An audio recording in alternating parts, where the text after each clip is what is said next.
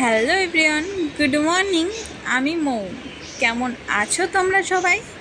আশা করি ভালো আছো, সুস্থ আছো। তো আজকের ব্লগটা দেখো, খুব ভোরবেলা শুরু করেছি, কারণ আজকে সকাল সকাল কাজগুলো সেরে ফেলবো আর সকালবেলা একটু বেরোবো। তো কোথায় বেরোবো, কোথায় যাচ্ছি সবটাই তোমাদের সঙ্গে শেয়ার করব ব্লগে। তো দেখতে থাকো, আশা করি আজকের ব্লগটা তোমাদের ভালো লাগবে।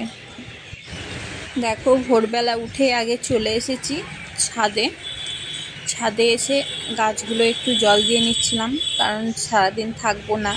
আর এখন এই দুদিন থেকে যা রোদ্দুর হচ্ছে, গাছগুলো শুকিয়ে যাবে জল না দিয়ে গেলে। বিকেলে এসে তখন আবার দেখব, যদি মনে হয় যে জল দিতে হবে তাহলে দিব। তো জল দিতে দিতে আমি, বাবু ঘরে ঘুমোচ্ছিল, তাই আমি আবারও যাচ্ছিলাম যে ওকে দেখে আসি একবার ও উঠে গেছে নাকি, কারণ ও খাটে শোয়ানো আছে তো সেই জন্য। তো ঘরে গিয়ে দেখি না, ও এখনও ঘুমোচ্ছে। তো আমি আবারও যাব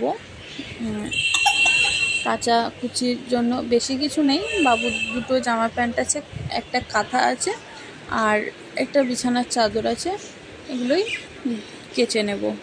তাহলে মেলে রেখে যাব আর বিকেলে আস্তে আস্তে শুকিয়ে যাবে। তো দেখো, আমি ছাদে চলে এসেছি আবার বাবুকে দেখে, এগুলোই কেচে দিয়ে এখন। তো আজকে যাওয়ার কথা ছিল না, হঠাৎ করেই সকালবেলা, মানে কালকে রাত্রিবেলায় কথা বলছিলাম এই নিয়ে যে একটু গেলেই হয়। তো সেই জন্য সকালবেলা উঠে ওকে বলেছিলাম যে ভোরবেলা তুমি আসার আগে আমি মোটামুটি রেডি হয়ে থাকবো, সব কিছু গুছিয়ে নিয়ে তারপরে বেরোবো। সকালে তখন বেরিয়েছিলাম 7:30 পৌনে 8টা এরম হবে, কারণ যেহেতু বিকেলে আবার চলে আসবো সেই জন্য। তো এখন ওই জন্য কাজগুলো তাড়াতাড়ি সেরে নিচ্ছি, আর ভোরবেলা উঠেই সব কিছু রেডি করছি। ওই জন্য, যেহেতু আগের থেকে কোনো প্ল্যান ছিল না যে আমি কালকে গুছিয়ে রাখবো সবটা।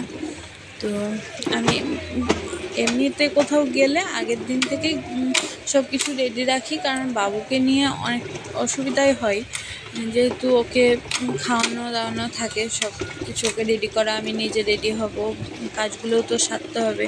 সেই জন্য আগের দিন থেকে রেডি করে রাখি যদি সকালে কোথাও যাই। তো আজকে হঠাৎ করে যাচ্ছি, তাই। তো দেখো, এখানে আমার কাঁচা হয়ে গেছে, একটু ধুয়ে নিচ্ছি। তো কোথায় যাচ্ছি সেটা তোমাদেরকে বলি। যাচ্ছি বাবার বাড়িতে।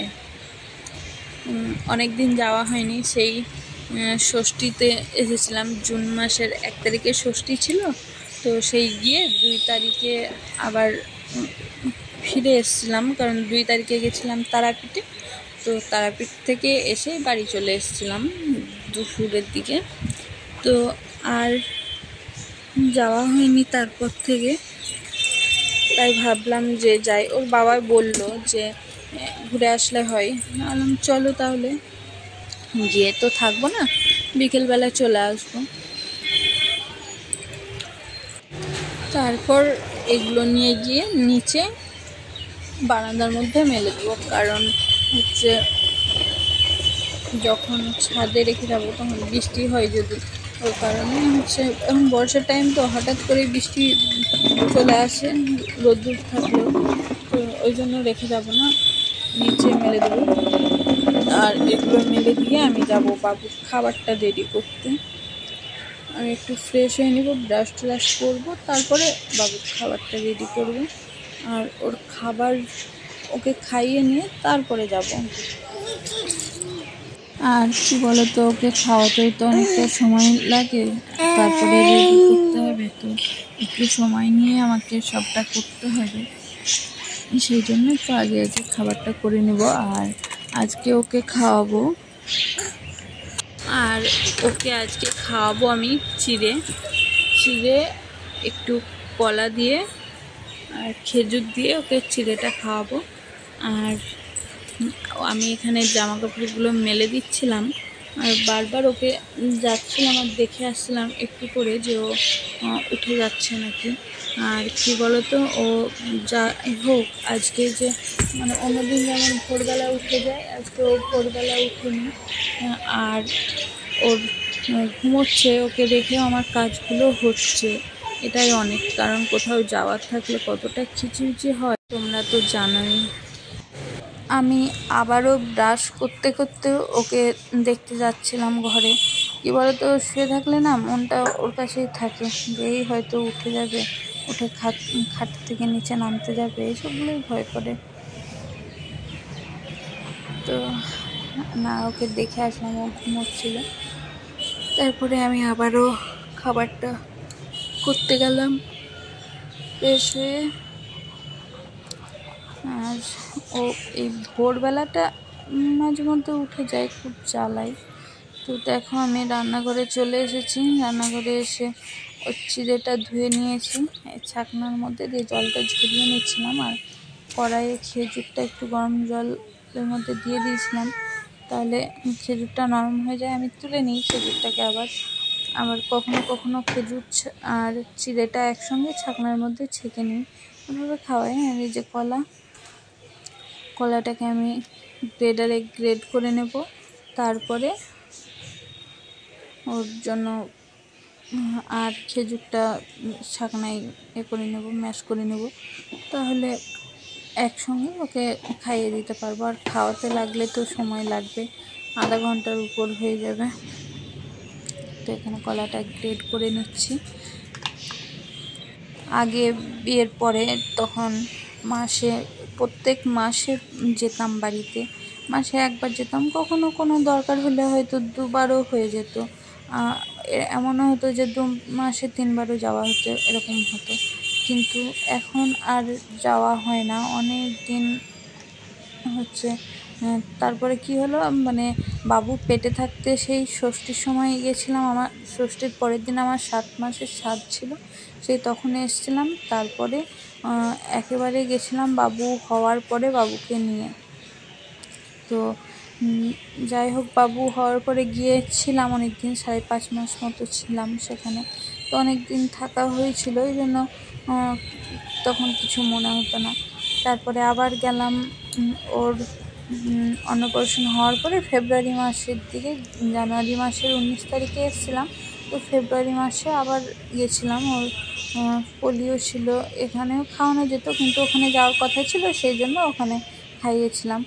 আর তারপরে গেছিলাম আবার এই যে জুন মাসে, ওইদিকে ফেব্রুয়ারি মাসে গিয়ে আবার জুন মাসে গেছিলাম ষষ্ঠীতে, জুন মাসের 1 তারিখে।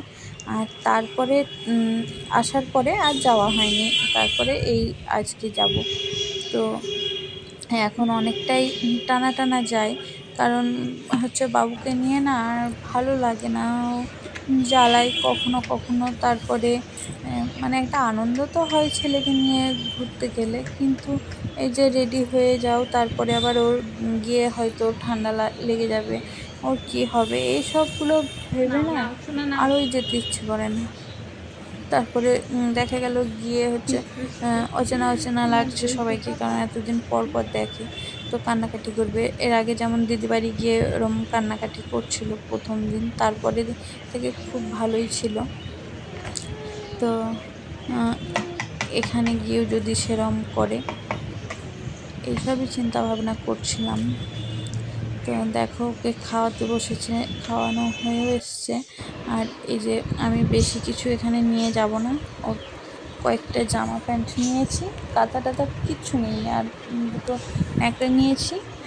আর এই যে ওষুধ যেগুলো সবসময় প্রয়োজন হয়, আর দুধের প্যাকেটটা নিয়েছি, কৌটো থেকে বার করে কিছুটা নিয়েছি প্যাকেটটাই।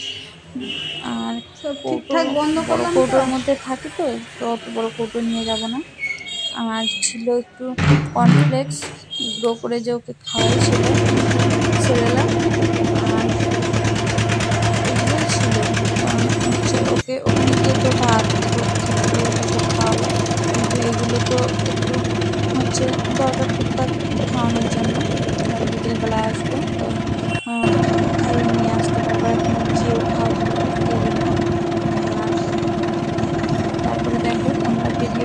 রাস্তায়, নৌকোর উপরে ছিলাম।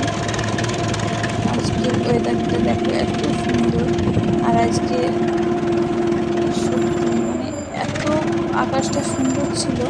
রোদও করেছিল, কিন্তু মানে সকালের দিকে এত ছিল না, রোদ্দুরটা বেলা থেকে খুব রোদ্দুর করেছিল। তো এখানে দেখো চলে এসেছি, এসে ও মামা বাড়িতে খেলা করছে, ও তো এসেই খেলা করছে। আর এখানে কান্নাকাটি একদমই করেনি, কাউকে দেখে যে অচেনা যাবো না এরকম মনোভাবটা ওর মধ্যে আর দেখিনি, ও সবার কাছেই যাচ্ছিল। তো দেখো আজকের ব্লগটা এখানেই রাখলাম, টাটা।